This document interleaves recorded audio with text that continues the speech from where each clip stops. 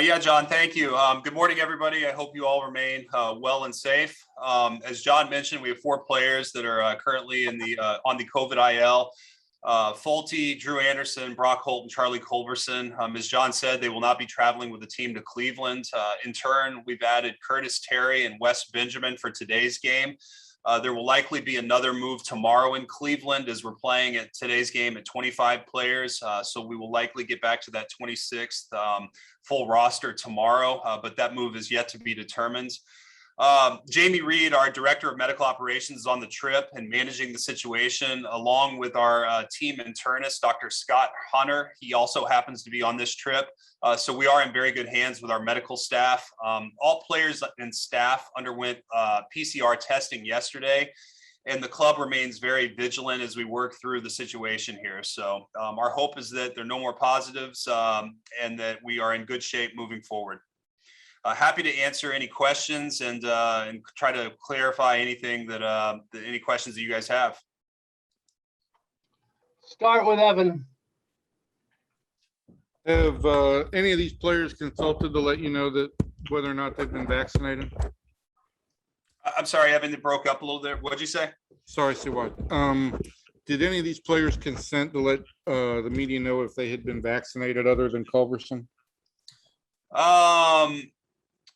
They have, but Evan, I am not going to get into that, but I will say that yes, several of these players are vaccinated. I'm not going to get into the details of that. I'll let John disclose that if he thinks it's appropriate.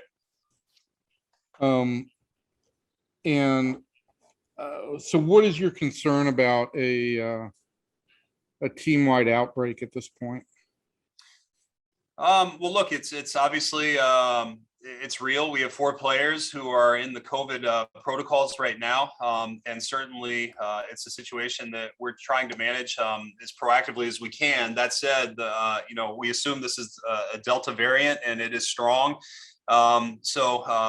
While we have vaccinated players and several unvaccinated as well, we want to protect everybody just the same. So we're going to try to work through the situation as well as we possibly can, and we'll be prepared to make further roster moves if necessary to field a team for our games in Cleveland and then coming home this weekend. And what is the next step in terms of monitoring and testing? Well, with the team, everybody on the traveling party will continue to get tested. And then in terms of the specific players, they are in the COVID protocols. They will be out for a minimum of 7 days. For the vaccinated players, there's a path to a quicker return to play if they are asymptomatic and if they pass COVID tests, so PCR tests. So that's still to be determined. But for anybody who's unvaccinated, it is a minimum of 7 or 10 days, depending on whether they are a close contact or if they were a positive test. Okay. Thank you. I'll wait for a second go round. Levi. Hey, Chris, I'm sorry I missed the first few seconds of this, so you may have already said this, but just from a logistics standpoint, do those players do they stay behind in Boston while you guys travel to Cleveland, or how does that work?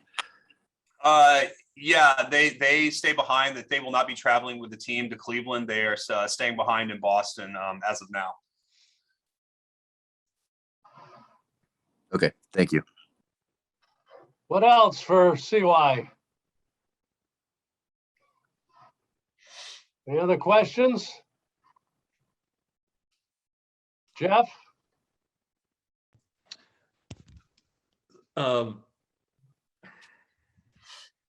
So yesterday on the off day, all this testing took place yesterday? Correct. There was testing yesterday morning. Okay. And I get Charlie, we were told, was just symptoms. So are these guys, have they tested? Charlie, just to clarify, Jeff, Charlie did not disclose one way or the other, okay? Okay. We just said he had symptoms. We are not going to disclose. I mean, like Chris said, several of the players are vaccinated. And we're not going to disclose, positive one way or the other. Now, okay. Understood.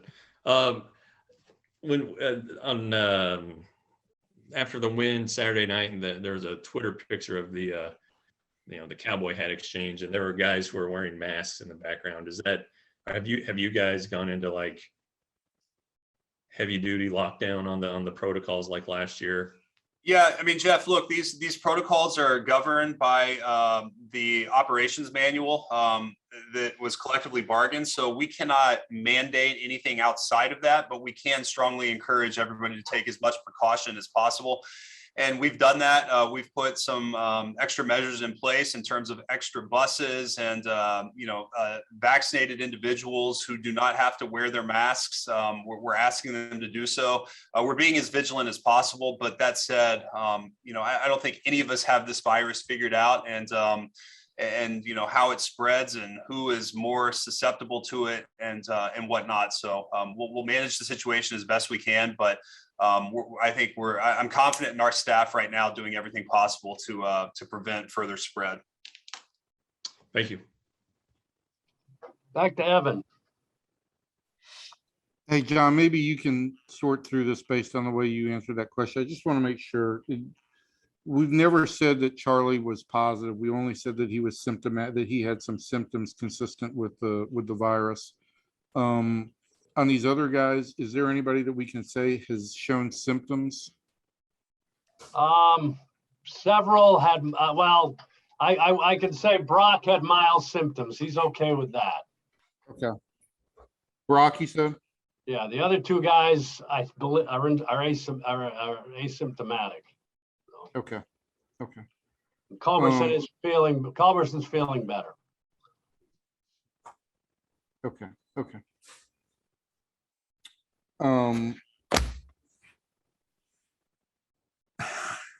Chris, I don't think you're terribly surprised by this, given how much you were involved in protocols initially, and having followed everything that's gone on. But you guys have done such a good job to this point of being able to avoid it. And I know that may be somewhat involved with coincidence, but what is just your feeling on, being dealt this to deal with at this point in time? Well, Evan, it's certainly, I think to your point, we've made it a long time without a positive test this year at the big league level. It's really a credit to our players and staff and our medical group, how well they've done at following the protocols. I'm very proud of the way our group has handled it. I think it shows, again, the strength of the virus. This variant is real. And certainly, there's probably it's manifested, probably later than we expected, quite frankly. I think that just it's a tribute to our group in terms of we've made it thus far without it. That said, it's just it's a challenge, but it's also an opportunity. There are going to be guys that get to come up and play who were back down in AAA and Round Rock, and they're going to get an opportunity to come in and play. And, and for Woody, I know he's got the right attitude. You'll hear from him shortly, but it's an opportunity to go out and just try to overachieve. And that's what this group is about. Certainly young players getting the opportunity to go out and prove themselves. And that's what we're going to see more of. And following up on John's note, Brock Holt did consent to say that he is vaccinated. So I think that's an important footnote to this, given that, John indicated he was slightly symptomatic. Okay. Great. King, are you okay handling a question or two that happens to be just about baseball and not about I would love that. I'd welcome that, Evan. pandemics? Listen, there are a number of young players that are getting opportunities, and I think we've seen over the last few days some instances where some of those players have I don't know if you would say, I don't want to say overmatched, but there have been some mistakes, that some fundamental kind of mistakes. What's your perspective on that? Is that just a case of these guys are not necessarily ready to be here, or is it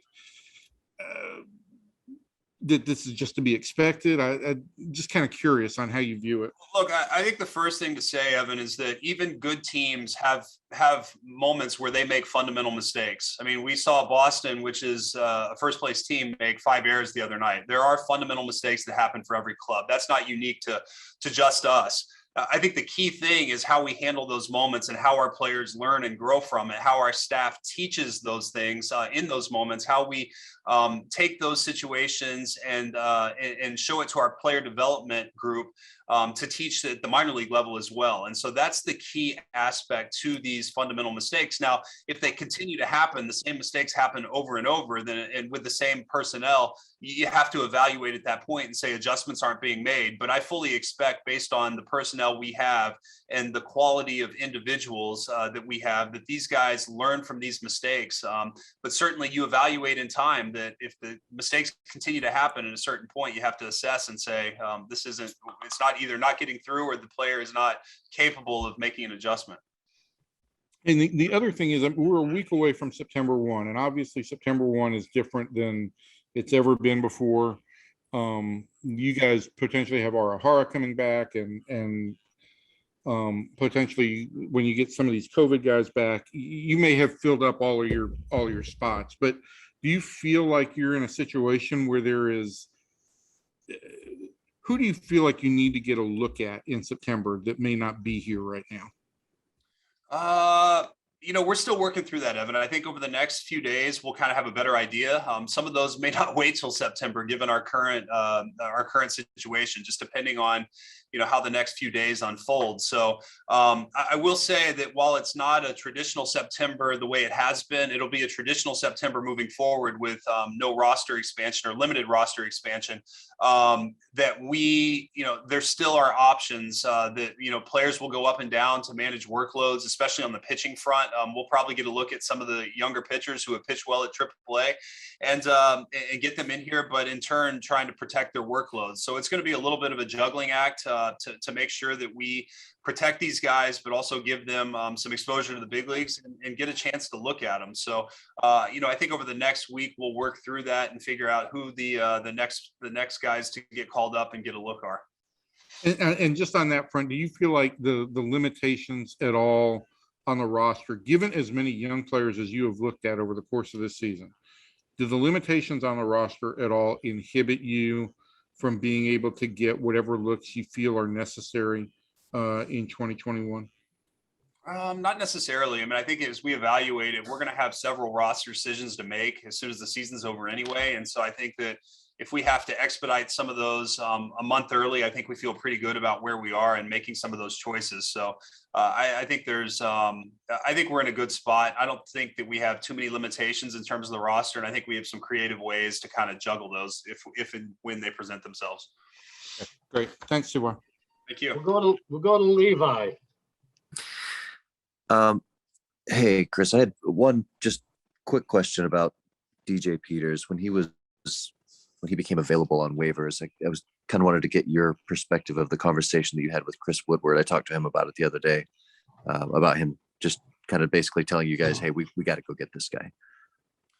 Yeah, obviously Woody had a history with the player. I did not know him personally, but based on Woody's assessment and knowledge of the player, his personal relationship and his belief in the type of player he is, the type of person he is, and where we are in terms of providing opportunity and giving young guys a chance to come establish themselves. Woody made it very clear that this is the type of player you want to bet on. From my first conversation, as soon as we claimed him and spoke to DJ, it was awesome. I mean, we told him, look, you're in Oklahoma City. We play a night game tonight. It's 1:00 right now. I don't know how much you have to do to get out of Oklahoma City and tidy up things there. And he interrupted me and said, I'll be there by game time. I want to play. I'm coming. I'm on my way. I need to pack up. It'll take me an hour. I'll be on the road. I think it shows how eager he was for the opportunity, how excited he was, and the type of person he is. So it matched everything that Woody had said, and certainly the type of player that we want to make bets on. Outstanding. And then I kind of wanted to get your perspective on the upcoming off season. We've heard John's perspective a little bit about perhaps dabbling in the free agent pool, and just looking at this season, the way that the assessment has gone of these kind of, young-ish players kind of getting their first chance, and how many of them have established themselves, how many of them have not. And I'm just curious if you guys, how much you're willing to share about your perspective on, is it time to kind of go jump into free agency a little bit and wait for this next wave of young guys to come along, or has the way that this season played out meant that, you need to give it another year or delay before it's time to really go start to make those moves? No, Levi, I think it's as much of an assessment of our player development side and how some of these guys have performed at the minor league level as much as it is how our major league players have performed. And I think that in looking that, and I will preface it by saying that the season has not concluded. There's a lot of baseball left to play, and there's a lot of time for some of these guys to finish strong here. And that's what our expectation is. That said, given where we are, the financial flexibility we have moving into the offseason, I expect us to be very active in the free agent market, targeting players who fit kind of our next few years and what we're trying to accomplish, and surrounding really the next wave of talent that come through our minor league system, the players that we think are going to be part of our future with the right veteran players. So, I think to back what JD said, I think we're in a good position. I think we've got a pretty good feel for where we are and what we need to do moving forward, but I do expect us to be active in the free agent market. Right on. Thank you, Chris. I appreciate it. Thanks, Levi. Koji. Hi, Chris. Is there any issue after Arihara pitched yesterday? No, Koji, he had a very good outing in Frisco yesterday through 2 innings, looked very good. His stuff looked crisp and there was life on the ball, and we were excited about that. We expect him to make another rehab outing in the next 5 days, and we'll reassess where he is. But certainly we're very excited to get Kohei back and think he'll help fortify our pitching staff in September. Thank you. Anything else? Back to Jeff. This will be the last one. On Arihara, I mean, you guys got maybe a 4-week evaluation out of him. But he's under contract for next year. As you guys had planned for 2022, is this guy in your rotation? Well, Jeff, I think that's too early to say. He's still on rehab right now. We got to see how that would be jumping several steps ahead. But I think that certainly we signed him with the idea that he could be in the rotation both this year and next. I think we saw some really, really positive things in spring training when he was healthy. And then as the season started and the blood clots started to really have an effect on him, it became apparent that his stuff was not what we expected, or nor had what we had seen at parts in spring. So I think yesterday was a real positive step, but there are many more steps in the process here. We got to build him up to 100 pitches and see where he is and evaluate him at that point. So it's too early to kind of jump to those conclusions. Okay, thanks, Chris. And strictly from a medical standpoint, much less a performance standpoint, Jeff. Sorry. Okay, very good. Thank you. Thank you. Okay, we'll let Chris go, and we'll have Woody in here shortly. Thanks, Chris. Thanks, everybody.